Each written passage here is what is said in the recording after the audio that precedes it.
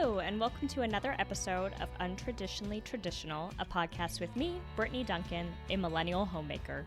Join me each week as I share all the things I've learned that make keeping your home, garden, and life running smoothly, all while working. If you are enjoying the podcast, please be sure to subscribe in your favorite podcasting app so you get the episodes downloaded straight to you every Monday. Now, on to today's episode. It is hard to believe that 4 weeks have flown by and that I am releasing episode 4. Thank you again to everyone who comes back to the podcast each week to listen, and for those who have shared it with friends and family members and coworkers. If you've listened to episodes 1, 2, and 3, you've probably figured out that I love a good routine. Call me type A, but without routines, I find myself met with disappointment. Without routines, it is hard for me to accomplish the things I want to go and have fun, with knowing in the back of my mind there are things that I should be working on and accomplishing that are sitting on my task list marked incomplete. For me, routines give me freedom. My free time is truly free, and I'm not batting away thoughts of I should be doing this or I didn't finish that.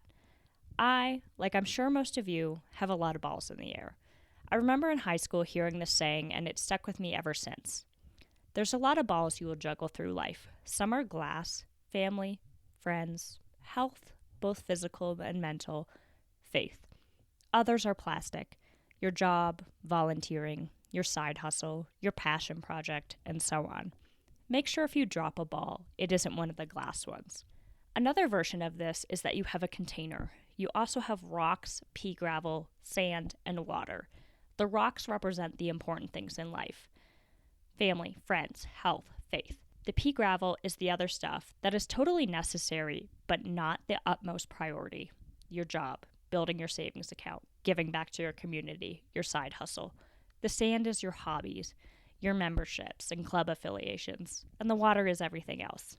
If you put the sand and water into the container before the pea gravel and rocks, it won't all fit.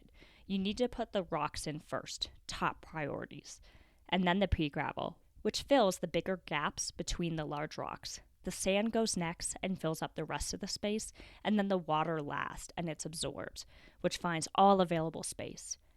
In this order, everything fits. You get the idea. Focus on the top priority first. Now, I shared mine: family, friendships, mental and physical health, and faith. Those might not be your top priorities, but take some time to decide what is the most important to you. If today was your last day, what would you spend it doing? Who would you be with? If your answer isn't your job and coworkers, then it isn't a top priority. For those of us that are career-driven, this is a hard pill to swallow because we are always tempted to include career in the glass ball or rock category. But we have to get clear on where our job and money should fall. Are they important? Absolutely. Are they the most important? For me, the answer is no. Once you know what your primary, secondary, and tertiary responsibilities are, you can plan accordingly. While I would love to spend all day focusing on my 4 primary priorities, we've got bills to pay and work does call. So how do I make sure that I'm fitting everything in? Lists. Lists. Before I found this app, which I'll share with you in a moment, that has made managing everything so much easier, I had a few different styles, mainly notebooks with running task lists. Each week I would sit down, usually on a Sunday, write down everything that needed to be accomplished, broken down by day for the next week. I kept a record of everything that was a constant and needed to be done every week on repeat, and I would add these first and then fill in the one-off tasks unique to that week. This method certainly worked, but it usually took 30 minutes to an hour of my time over the weekend to fill out, which wasn't ideal. And I was also wed to having my notebook with me. So about 2 years ago, I started exploring for better options and came across the Things app, made for iOS products from Cultured Code. This software has been an absolute game changer in my life. I cannot say enough about it. It isn't revolutionary in its concept, but there are features that make it perfect for organizing many aspects of my life, all in one place. First, it has the ability to make categories. Mine include my regular full-time job, household tasks, both indoor and outdoor, and my side marketing management business. In each of these categories, I can create tasks that recur on a set basis. So if you listen to my episode about my daily cleaning schedule, All of these tasks I set once, and now they appear on my week on the predetermined day every week without me having to touch a button. You can move tasks if you need more time or note them as someday tasks. This is perfect for the household because if you own a home, you know that there are projects you hope to complete one day, but that are not in the budget right now, or maybe you don't have the time to dedicate to it. The someday feature allows you to keep your notes and subtasks without assigning a specific completion date. There's also a logbook of all of the tasks with the search feature that you've completed. I don't know if I'm the only one that this happens to, but I often complete a task and then have a panic attack weeks later trying to remember if I did what I was supposed to do. Did I send a thank you to so-and-so? With a quick search in the logbook, I can see that, yes, I did in fact complete that task. The app syncs between your phone, computers, iPads. The only caveat is that at this time it's only available on Apple products. Since Apple owns my soul, it works across all of my products, my work computer included, which has been amazing. No more having to carry around a notebook with me all of the time. If something comes up while I'm out of the office, or if I think of something during my morning walk with Sage that I want to add to my task list, as long as I have my phone on me, I can easily do that. No more forgotten to-dos. I love it because it allows me to perform a brain dump. When I'm starting a new project, I will make a list of all the tasks that need to be completed to achieve that goal, and I will add them to my Things app. Think about the episode working backwards from the garden. Edge the garden, lay down weed cloth, build garden beds, fill garden beds, run irrigation, start seeds, start starter plants. All of those things go on the task list.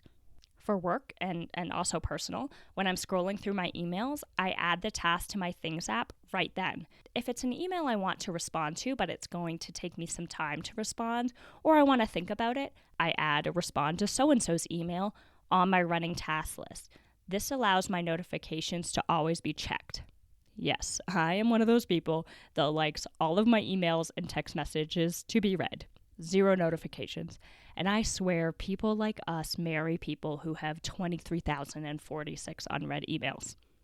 This is not an exaggeration. This is my husband's email box at the time I'm recording this episode.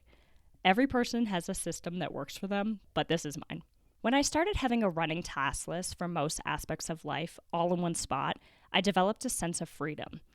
Part of that is accepting the fact that your to-do list will rarely, if ever, be done free and clear. Let go of that. Just like the glass and plastic balls, there are things on our task list that have to get done, and there are those things that would be nice to get done. I am not going to miss a deadline at work to weed my garden or sacrifice my mental health to attend a social event. The software allows me to have everything in front of me organized top to bottom. Top, what I have to get done that day, through what I would like to get done, and the items that could be moved to the next day or even next week. This gives me freedom so that if at the end of the workday Johnson asks me if I want to take Sage to the dog park, I can take a quick glance at my list, and if all of the have-to-get items are complete, I can choose to scrub the shower and toilets tomorrow, to spend quality time with loved ones. Often we think our to-do lists are huge because we think about the same 7 items over and over again throughout the day, and now it feels like we've got 21 to-dos when really it's still only 7, and when they're laid out, most pressing to least pressing, you can knock them out. Find a system that works for you. It might be the traditional pen and paper notepad, or it might be the Things app. But if your current method isn't working, try something else until you find what does work. If you have a system you love, let me know about it on Instagram at untraditionallytraditionalpod, and I'll put a list together for others to read. Maybe it'll help another listener. That's all for today, and here's to grabbing our to-do list by the horns and not allowing them to make us feel overwhelmed and disorganized. Be sure to join me next Monday as we head back to the kitchen to talk about using our freezers to their full ability. They're not just for old blueberries and ice cream that's collecting frost and that random Tupperware that my husband's family likes to refer to as craters of the moon because who knows what it is. No, your freezers can be your best friend and an MVP of the kitchen. Until then, thanks for listening and have an awesome week, everyone. Thank you for listening to this episode of Untraditionally Traditional. If you enjoy the podcast, please share it with those special people who would love it too, and write a review. For more tips and photos of my home and garden, follow Untraditionally Traditional Pod on Instagram.